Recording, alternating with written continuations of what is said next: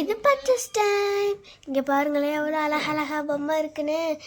இவ்வளோ பொம்மைக்குள்ளேயும் என் தங்கச்சிக்கு அடியில் லாஸ்ட்டாக ஒரு பொம்மை இருந்துச்சு, குட்டியாக அழகா.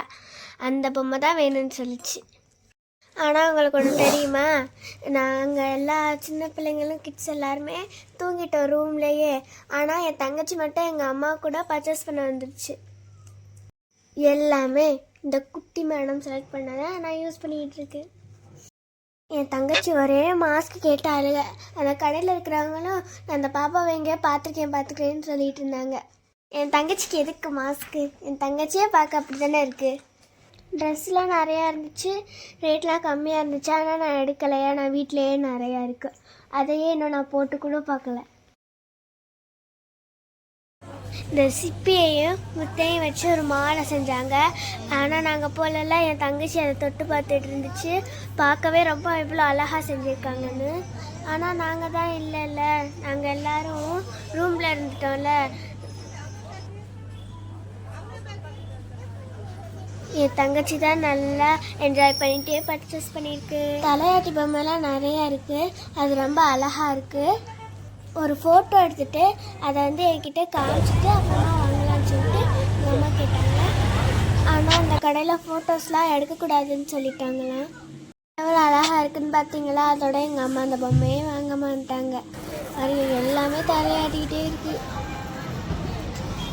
அடுத்து குட்டுமா சாங்குக்கு ட்ரெண்டாக இருக்குல்ல, அந்த இதுதான் என் தங்கச்சி எப்படி போட்டுட்டு இருக்குன்னு பாருங்கள்.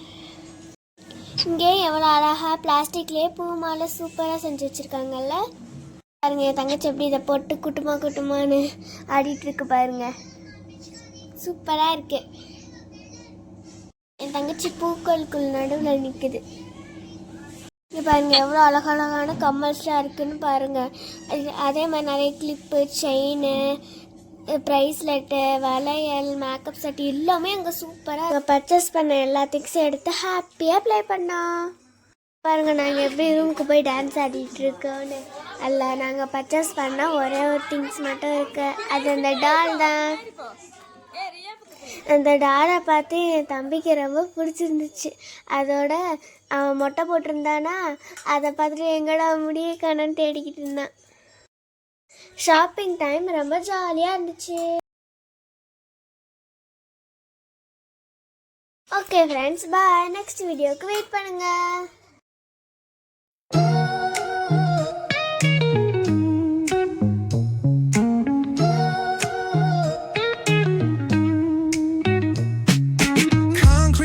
Where the neon glows, every block tells a tale the whole city knows. Rhythms in the shadows where the cold wind blows. Life's a gamble on these streets, anything goes. Boom bap echoes through the alleys at night.